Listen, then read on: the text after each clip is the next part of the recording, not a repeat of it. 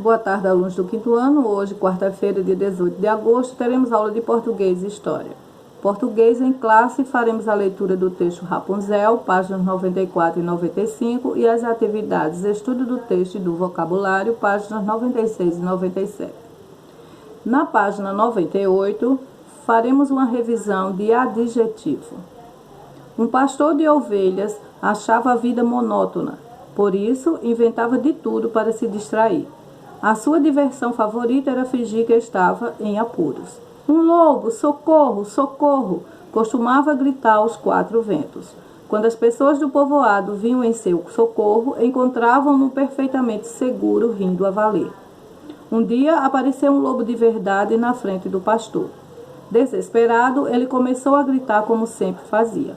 Um lobo, socorro, socorro! Dessa vez, ninguém veio socorrê-lo, e o pastor teve de se esconder em cima de uma moita de espinhos, enquanto o lobo devorava todas as suas ovelhas.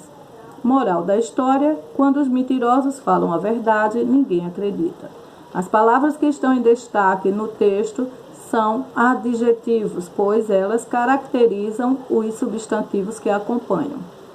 Locução adjetiva é a união de duas ou mais palavras com função de adjetivo. Raio do sol, raio solar. Azul do céu, azul celeste. Dia de chuva, dia chuvoso. Os adjetivos gentílicos ou pátrios indicam a origem dos seres e das coisas. Quem nasce na Paraíba, paraibano. Na Bahia, baiano. Quem nasce em João Pessoa, pessoense. O adjetivo concorda em gênero, número e grau com o substantivo ao qual se refere. Vida, monótona. Vida, substantivo feminino singular. Monótona, adjetivo feminino singular. Animais divertidos. Animais, substantivo masculino, plural. Divertidos, adjetivo masculino, plural. Quanto ao gênero, os adjetivos, podem ser uniformes ou biformes. Uniformes possuem uma única forma, tanto para o gênero masculino como para o gênero feminino. Biformes, eles apresentam duas formas, uma para o feminino e outra para o masculino. Número do adjetivo. Os adjetivos simples, em geral, fazem plural da mesma forma que os substantivos simples. Nos adjetivos compostos, apenas o último elemento recebe a forma de plural. Exceção a palavra surdo-mudo, que os dois substantivos vão para o plural, surdos, mudos. Os adjetivos referentes a cores são invariáveis quando o segundo elemento da composição é um substantivo. Saias, verde, oliva. Grau do adjetivo pode ser comparativo e superlativo. Comparativo indica a comparação entre dois ou mais elementos. Pode ser de igualdade, usamos tão, tanto, quanto ou como. De superioridade, usamos mais que ou mais do que. De inferioridade, menos que, menos do que.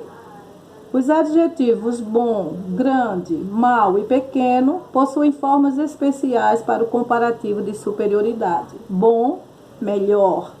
Mau, pior. Grande, maior. Pequeno, menor.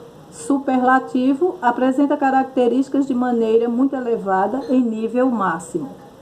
Podem ser relativo, as características de seres ou coisas são intensificadas em relação a um grupo de seres ou coisas. Há duas formas para o superlativo relativo, de superioridade e o de inferioridade. Absoluto pode ser analítico, que é expresso por meio de advérbios muito, extremamente, excepcionalmente antepostos ao adjetivo. E sintético, que é formado geralmente pelo acréscimo de sufixos ao radical. Conheça alguns adjetivos na forma do superlativo absoluto sintético. Agradável, agradabilíssimo. Amável, amabilíssimo. Bom, boníssimo ou ótimo. Farão as atividades da página 102 e 103. Em História, veremos Independência do Brasil. Foi proclamada em 7 de setembro de 1822 por Dom Pedro. Dom João VI voltou a Portugal, deixando seu filho como príncipe regente. Dom Pedro enfrentou muitas dificuldades em seu governo. A corte portuguesa exigia sua volta a Portugal para que concluísse seus estudos. Portugal buscava tornar o Brasil novamente numa colônia. A população iniciou um movimento contra as ordens de Portugal. Diante disso, Dom Pedro se pronunciou dizendo: como é para o bem de todos e a felicidade geral da nação, estou pronto, diga ao povo que fico. 9 de janeiro de 1822 ficou conhecido como Dia do Fico.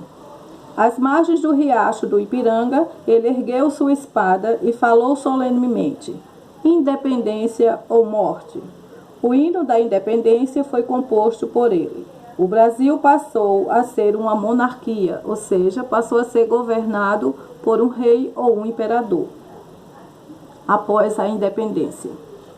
Farão as atividades da páginas 65 e 66 e para casa será atividades de reforço, página 131 de História. Espero que tenham gostado da aula. Uma boa noite e até a próxima.